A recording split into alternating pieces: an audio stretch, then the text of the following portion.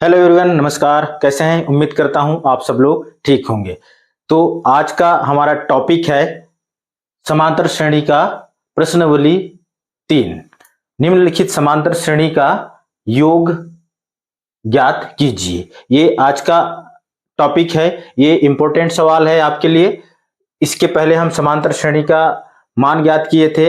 आज हम पढ़ेंगे समांतर श्रेणियों का योग कैसे ज्ञात करना है, इस वीडियो के माध्यम से सीखेंगे। तो समांतर श्रेणी को, ये जो सवाल है, इसको हल करने से पहले मेरे इस चैनल में नए हैं तो चैनल को सबसे पहले सब्सक्राइब कर बेल आइकन को जरूर प्रेस कर देना और वीडियो को लाइक और शेयर भी कर देना। तो देखते हैं आज का ये सवाल। तो आज का ये जो सवाल है, इसको हल करने से पहले एक छोटा सा आपको एक फार्मूला बता देता हूं जो इस जो प्रश्न को हल करने में आपका बहुत ज्यादा हेल्प करेगा।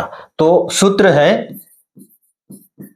है योगफल के लिए। यदि समांतर श्रेणी में जितने भी पद दिए हुए हैं उस सारे पदों का यदि हमको योग ज्ञात करना है तो उसके लिए ये फार्मूला है Sn equal to n upon 2a plus n-1 into d. ये फार्मूला है। इसी फार्मूला पे आधारित पूरा सवाल है। तो देखते हैं इस प्रश्न को हम कैसे हल करते हैं।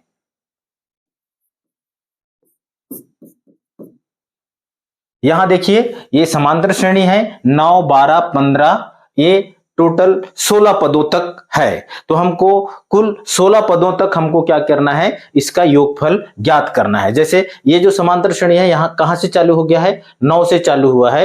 9, 12, 15, इसी तरह से यहां आगे बढ़ते बढ़ते ये कुल, मतलब ये जो श्रेणी है इसमें कुल पद हैं 16। तो क्या क्या होंगे ये हम अभी बता नहीं सकते, और हम बता भी सकते हैं बट इसको हमको हल करना है इस फार्मूला में के तहत। ठीक है, तो देखते हैं यहां क्या है। ये जो समांतर श्रेणी है इसमें पहला पद क्या है, यानी कि समांतर श्रेणी का पहला पद क्या होगा। यहां पर पहला पद को हम ए से दर्शाते हैं। समांतर श्रेणी का पहला पद या प्रथम पद ए से दर्शाते हैं। इसको प्रथम पद को हम किससे दर्शाते हैं, ए से। तो प्रथम पद ए बराबर यहां 9 है, और सार्वंतर या फिर हम यूं कहें कि दोनों के बीच का डिफरेंस, द्वितीय पद और पहले पद के बीच का जो अंतर है वो कितना है, जिसको हम डी से दर्शाते हैं। तो डी का मान हो जाएगा यहां पर 12 में 9 घटा देते हैं तो डी का मान हमको प्राप्त होगा।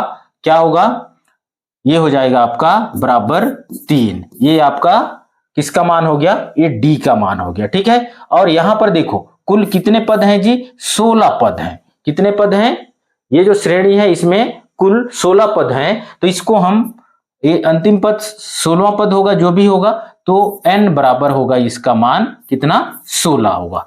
ठीक है, ये n का मान कितना आ गया, यहां पर 16 आ गया। ठीक है, अब हम इस फार्मूला को लिखते हैं। सूत्र है Sn equal to n upon 2 into 2a plus n-1 into d. इसमें मान रख देते हैं, बैठो मामा,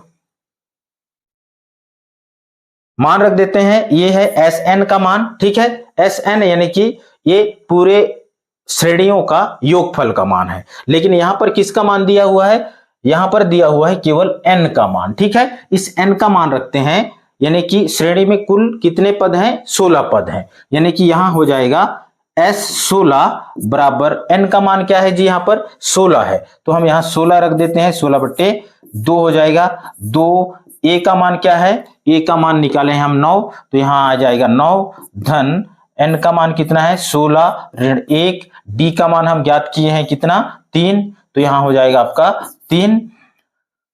तो S16 का मान हो जाएगा, यानी कि टोटल 16 पदों का योग का मान हो जाएगा आपका 2 एकम 2, 2 अट्ठे 16। ये हो जाएगा आपका 8 गुणित हो जाएगा कोष्टक, बड़ा कोष्टक, 9 दूने 18 धन 16 में 1 घटा दीजिए तो ये आ जाएगा आपका 15। 15 गुणित कोष्टक खुल जाएगा, 15 का 3 के साथ गुणा हो जाएगा, तो ये हो जाएगा आपका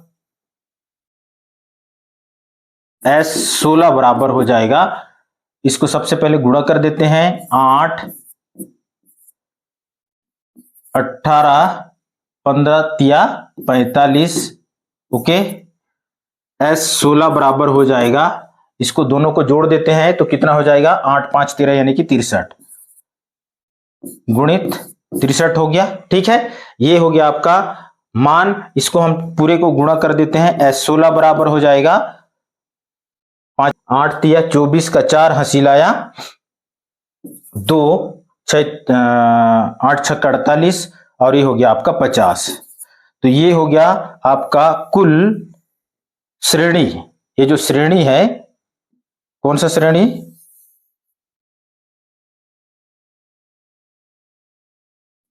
श्रेणी S16 का मान हो जाएगा आपका कितना, 504। इस तरह से सवालों को क्या करना है, हमको हल करना है। यदि कोई समांतर श्रेणी दिया हुआ है और उस श्रेणी के जितने भी पद हैं उस सारे पदों का यदि योगफल ज्ञात करना है तो इस फार्मूला से आप क्या कर सकते हैं, पूरे श्रेणियों का योगफल ज्ञात कर सकते हैं। वीडियो कैसा लगा, वीडियो अच्छा लगा तो वीडियो को लाइक कर देना और एक प्यारा सा कमेंट भी कर देना। धन्यवाद।